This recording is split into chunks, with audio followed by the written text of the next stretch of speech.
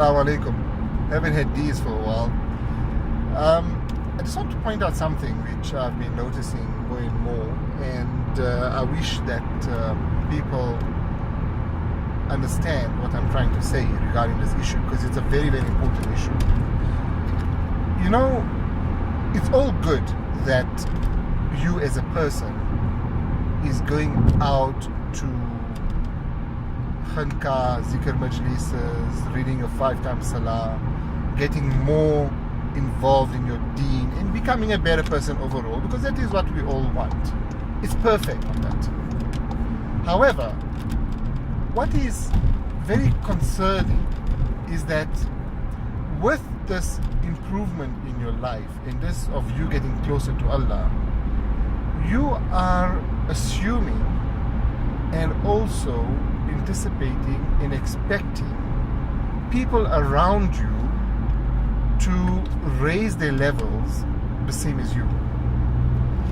And that's very concerning, because you need to first of all make effort to them in order for them to also raise the levels alongside you. For example, if you're going to read Salah, you motivate them to come read Salah with you. If you're reading the Quran, read the Quran at home a bit loudly so they can hear you, and it motivates them to also love the Quran and also start reading the Quran. But don't expect them to also be at the same level and have the same level of beliefs as you do right now. A typical example in most homes is once you get to a certain level, you start differentiating between halal, haram. So even those semi-halal restaurants where they sell fish, for example, but then they also serve alcohol, which is forbidden. But let's face it, a lot of us used to or still do go to this restaurant and only eat the fish, which is not right. But I'm just saying that a lot of us do.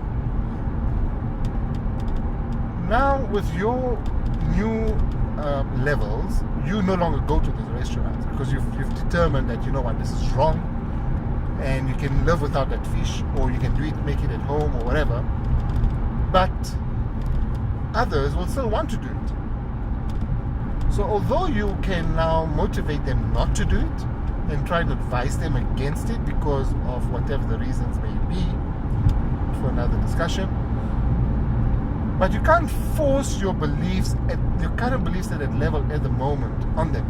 That is not the right way to approach things. You've got to approach things with hikmat, with intelligence, with in a way that they will understand you and follow your raised beliefs without them rebelling against you. And that applies a lot to your kids, because remember, your kids are in a different environment at school. It may be a Muslim school, it may be a all religion school, or whatever it may be. So remember that they are getting influenced by that type of environment, and then they come home where you're getting influenced by your new majlis and your new khanqa and your new, maybe an alim is really having an effect on you, where he's giving you advice, and you know, you're improving yourself. Your Tabligh Jamaat, for that matter, you know, you remember you've just come back after 4 months of Tabligh Jamaat, and you like this, you got this vigor and everything else into Islam. But the people around you did not go for 4 months. So you've got to bring yourself down, your level of thinking down to their level, and accept that they are not there yet. Alhamdulillah, you are there, but they are not there yet. So you've got to now approach them in a way that they don't start hating you, or they don't start saying, oh, you know, you are holier than thou now, and now we are nobody, or we are inferior to you, especially your friends. You know, you'll see a lot of them like moving away from you when you start with this holier than thou attitude, because you know you've come back and you have this renewed iman, but they haven't. So now you see faults, you start judging them, and you see faults in them. That is wrong. So just chill, tone it down a bit, start understanding where they are, start putting yourself shoes. And if you want them to achieve the level that you have, remember, all these years you haven't achieved that level. Only now Allah Ta'ala is giving you hidayah to achieve that level. So tone yourself down and think of a way, with advice of ulama or whichever way, whoever is more experienced, to improve their iman, to improve their level of deen alongside you. Now don't forget them. Don't just improve yourself and let them fall behind, because da'wah, even though you've gone for 4 months, but da'wah begins at home. I'm very serious about that. So start at home and improve the iman alongside your renewed vigor, because the last thing you want is for you to desynchronize with them, where you are in a different level, they're in a different level. That doesn't work. You've got to pull them along gently. Don't tug.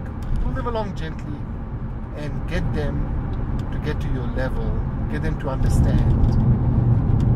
And instead of them reading 2 salah a day, get them to read 3, then 4, then 5. And inshallah, tahajjud as well. Inshallah. I hope this helps you. Inshallah. Take care. Assalamu alaikum.